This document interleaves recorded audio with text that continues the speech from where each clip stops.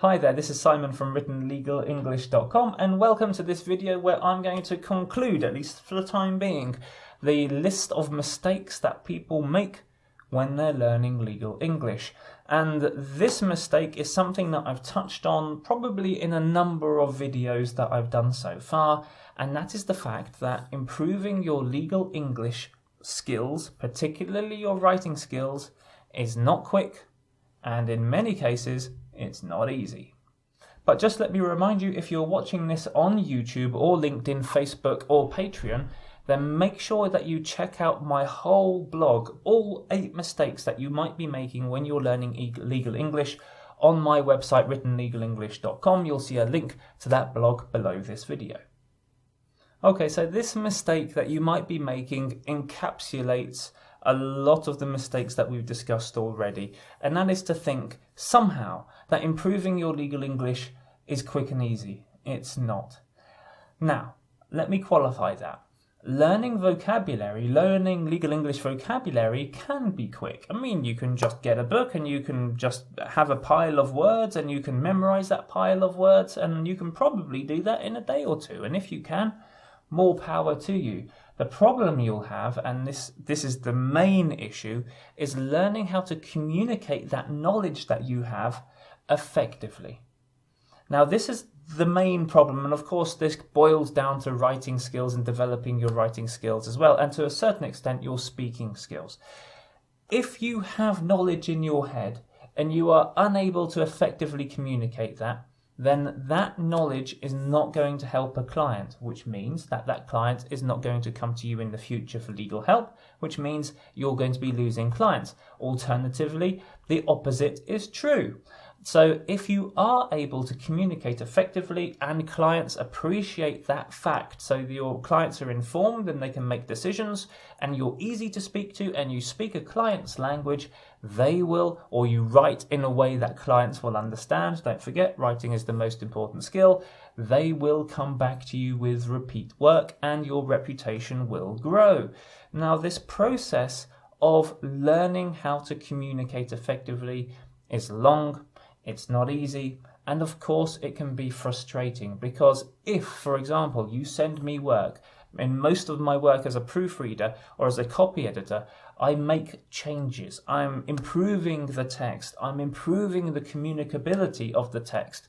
I'm improving the reader's chances to understand what's going on. And of course, that involves lots of corrections. That involves reordering text. That involves rewriting text. And for a lawyer, this can be a very frustrating experience, getting all of these corrections back.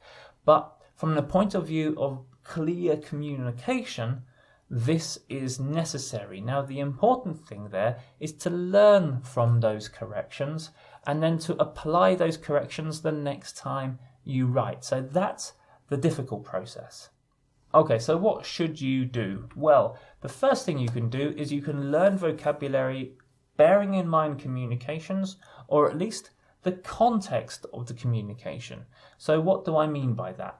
If you're learning a piece of vocabulary, see if you can find a good example of writing in which that vocabulary is used, and then learn that structure, that phrase, that way it's communicated.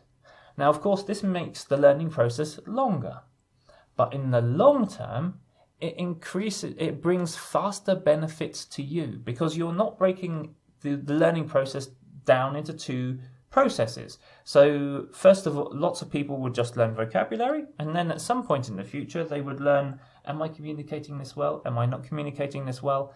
If you bring those 2 processes together, if it's possible to do that, then you will improve faster in the long term. So don't learn 20 words at once. Learn 3, 4, 5 words, and then find contexts in which those words are communicated in writing and learn from that. You will have to accept it will take time. It simply will. I've said this in other videos. It will take time, and you will have to apply yourself on a consistent basis to improve, which means that you will need patience. Of course, you will need patience as well in a different context. For example, if you work with someone like me, or a senior partner who corrects your writing, you have to have the patience to accept those corrections in good grace and then apply those corrections in the future to your writing. And that way you make further improvements in your writing. And in that way you really benefit from that feedback. Okay, so once again, it's that process of learning slowly, learning correctly, applying that knowledge and making progress. This is not a quick process, it's a process that takes time. And there's one way that you can help improve your skills consistently and over time, and that's by having a look at my free legal English exercises, and particularly the content that I put out on Facebook, YouTube, LinkedIn and Patreon every single week. So I put out 3 videos a week to help you develop your skills. So that process really can be an enjoyable, I would say, process of identifying errors and improving the text and then learning from that experience. And because I put out content every single week, you can work with me in improving your legal English writing skills. And if you would like to work with me, you'll find links below this video if you're watching this on YouTube, and you'll find, if you're reading this on my blog, you'll find links to all of the content, all of the channels, social channels that I use to put out my content at the bottom of this blog.